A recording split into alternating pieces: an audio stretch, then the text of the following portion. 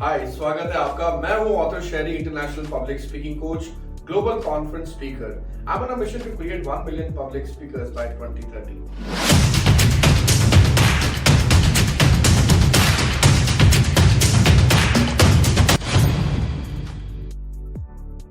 तो आ गए आप। ये थंबनेल आपने देखा। भारत के अंदर पब्लिक स्पीकिंग की शुरुआत कैसे हुई?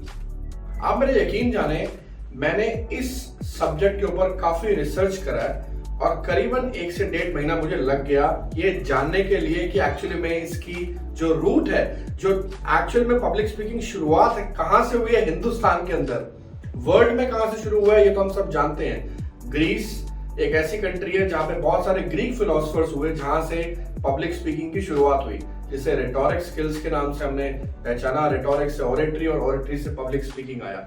लेकिन हिंदुस्तान के अंदर इसकी शुरुआत कहां से हुई?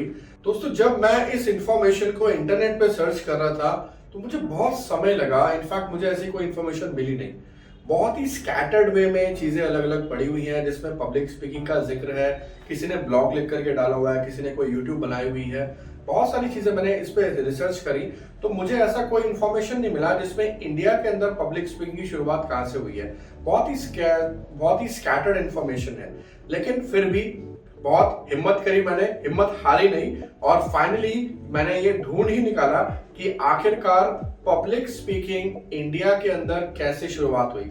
हिस्ट्री ऑफ पब्लिक स्पीकिंग में हम ग्रीक कंट्री में जाते हैं तो वहां से बहुत सारे फिलोसफर्स हैं जिन्होंने अपनी सिविल केसेस के लिए, जिन्होंने अपनी सिविल राइट्स के लिए जब फाइट करी तो उन्होंने रेटोरिक स्किल्स का सहारा लिया। और कुछ इसके रूट्स मुझे रोम कंट्री में भी मिले, जहां पर सिसेरो नाम के एक फिलोसोफर ने पब्लिक स्पीकिंग को बहुत ज्यादा आगे बढ़ाया। और आखिरकार हिंदुस्तान में ऐसा कौन सा पब्लिक स्पीकर था जिसने पहली speech in the history deliver करी? अब मैं आपको लेकर के चलता हूं गुरुकुल के एजुकेशन सिस्टम पे। गुरुकुल का जो एजुकेशन सिस्टम था उसमें बहुत सारे गुरु अपने शिष्यों को टीचिंग्स के बारे में, रिलीजियस एवेन्यूज के बारे में समझाया करते थे, और वहां पर पब्लिक स्पीकिंग की एक्चुअल में शुरुआत हो गई थी। धीरे धीरे वो शिष्य आगे और 10 शिष्यों को, 20 शिष्यों को या उससे ज्यादा शिष्यों को अपनी स्पीचेस के थ्रू, अपने डिस्कशंस के थ्रू सिखाया करते थे, समझाया करते थे। तो इसका जो रूट मैंने समझा वो एक्चुअली में एजुकेशन में मिला।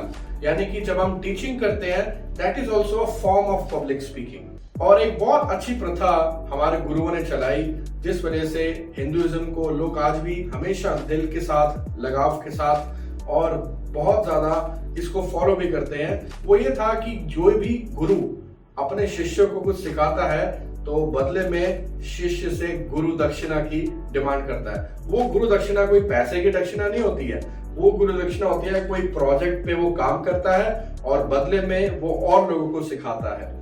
ये एक ऐसा प्रैक्टिस था जो हमारे एंशिएंट टाइम्स में हिंदुस्तान में चलता आ रहा था। एक्चुअल में पब्लिक स्पीकिंग की इनफॉर्मल शुरुआत यहाँ से हो चुकी थी। उसके बाद जब मैंने थोड़ा सा और हिस्ट्री को टटोला तो मैंने पाया कि भगवान गौतम बुद्धा, जो कि बुद्धिज्म के फाउंडर हैं, रिलीजन फाउंडर हैं, गौतम बुद्धा 570 बीसी में इन्होंने अपना पहला सरमन डिलीवर करा। और इन्होंने जो अपना पहला सरमन डिलीवर करा वो इन्होंने करा सारनाथ में। सारनाथ करीबन 10-12 किलोमीटर की रेंज में वाराणसी के पास एक जगह है, जहां पर इन्होंने सबसे पहले बैठ करके पब्लिक स्पीकिंग के थ्रू अपनी बातों को रखा, एक सरमन दिया, यानी कि रिलीजियस उद्देश्य दिया, जिससे कि बहुत सारे लोग जो उनके फॉलोअर थे उस समय वो उनको और फॉलो करने लग गए और भगवान गौतम बुद्धा ने इस रिलीजन को आगे बढ़ाया। तो इस तरीके से ऑफिशियली जो मैंने रिकॉर्ड्स चेक करे 570 बीसी में एक्चुअल में पब्लिक स्पीकिंग जो पहली फॉर्मल सरमन स्पीच है वो भगवान गौतम बुद्धा के नाम पर है, जो कि मुझे इंटरनेट पे समझ में आया, दिखा, और मुझे लगा कि ये इंफॉर्मेशन मैं आपके साथ जरूर शेयर करूं। तो हमारा पहला जो फॉर्मल स्पीच है हिंदुस्तान का, जो पब्लिक स्पीकिंग का जो नींव है, वो तो गुरुकुल सिस्टम में आ ही गया था, लेकिन जो हमारा एक्चुअल में फॉर्मल सरमन स्पीच है वो उसका क्रेडिट जाता है भगवान गौतम बुद्धा को। उसके बाद बहुत सारे ऐसे अवतार आए हमारे इंडियन हिस्ट्री में जिनको हम भगवान कहते हैं, भगवान श्री राम हो गए, भगवान श्री कृष्ण हो गए, श्री गुरु नानक देव जी हो गए, श्री गुरु गोविंद सिंह जी हो गए, या फिर जीसस क्राइस्ट हो गए, तो आप किसी भी रिलीजन की बात करेंगे, आई एम श्योर मैं किसी रिलीजन को मिस नहीं कर रहा हूँ, मिस भी कर रहा हूँ तो आप मुझे माफ कर देना, क्योंकि मेरा ऑब्जेक्टिव यहाँ पे कोई रिलीजियस वीडियो बनाने का नहीं है। मैं आपको सिर्फ बता रहा हूँ कि बहुत सारे ऐसे रिलीजियस रिफॉर्मर्स जो हैं, उन्होंने भी अपने रिलीजन को आगे बढ़ाने के लिए बहुत सारे पब्लिक स्पीकिंग स्पीचेस को दिया। इससे मुझे एक और चीज कनेक्ट हुई, तो 1893 में इंडियन मॉन्क, जो हमारे इंडियन मॉन्क थे स्वामी विवेकानंदा, जो कि रामाकृष्ण मिशन के फाउंडर थे, ऐसा माना जाता है कि इन्होंने एक बहुत ही पावरफुल स्पीच दिया था। इस स्पीच को भी आप इंटरनेट पे चेक कर सकते हैं, इसका लिंक अगर आपको चाहिए होगा तो मैं ग्रुप डिस्क्रिप्शन में डाल रहा हूँ, आप उसको देख भी सकते हैं। तो 1893 में वर्ल्ड पार्लियामेंट ऑफ रिलीजन का एक इवेंट हुआ था शिकागो में, यूनाइटेड स्टेट्स ऑफ अमेरिका में, जहां पे इंडियन सेजेस यानी कि जो हिंदुस्तान से साधु हैं, उन्होंने हिंदुइज्म के बारे में सबसे पहले जब प्रमोट किया था और नॉर्थ अमेरिका के लोगों को बताया था कि एक्चुअल में जो हिंदुस्तान के साधु है, हिंदुइज्म है, वो क्या है। यहाँ पे स्वामी विवेकानंदा ने अपनी एक बहुत ही पावरफुल स्पीच डिलीवर करी थी, ये भी हिस्ट्री में रिकॉर्ड हो गई 1893 में। तो अगर आप रिसेंट देखना चाहते हैं 18th या 19th सेंचुरी में, तो आपको ये स्पीच भी जरूर देखनी चाहिए जो कि स्वामी विवेकानंदा ने डिलीवर करी। देखिए दोस्तों, हम हिंदुस्तान की बात कर रहे हैं, मैं आज किसी फॉरेन स्पीकर के बारे में नहीं बताऊंगा। हालांकि आज की डेट में बहुत सारे फॉरेन पब्लिक स्पीकर्स हैं जो बहुत सारी चीजें बताते हैं, लेकिन हिंदुस्तान का जो नींव है, हिंदुस्तान की जो पूरी बुनियाद है, एक्चुअल में वो एजुकेशन से भरी हुई है। और एजुकेशन में, टीचिंग में पब्लिक स्पीकिंग का इस्तेमाल बहुत जोरों शोरों से हिंदुस्तान में हुआ है। ये मुझे हिस्ट्री देख करके समझ में आया। याद आया, मैं बापू की बात कर रहा हूँ, father of nation, Mohandas Karamchand Gandhi. Mahatma Gandhi public speaking करते हुए कतराते थे, उनको एंजाइटी अटैक भी हुए, और मैंने इसका एक पूरा रिपोर्ट पढ़ा जिसमें कि मुझे समझ में आया कि लंदन में जब उन्होंने पहले अपनी स्पीच दी वेगान कम्युनिटी के सामने, वो सिर्फ 2 लाइनें पढ़ पाए और वहां से कमरे को छोड़ करके चले गए। ऐसा ही एक बार दोबारा हुआ उनके साथ, जब वो एज एडवोकेट अपना पहला केस लड़ रहे थे, वो 1 या 2 लाइन जज के सामने बोल पाए, उसके बाद वो कोर्ट रूम छोड़ करके चले गए क्योंकि उनको पैनिक अटैक फील हुआ।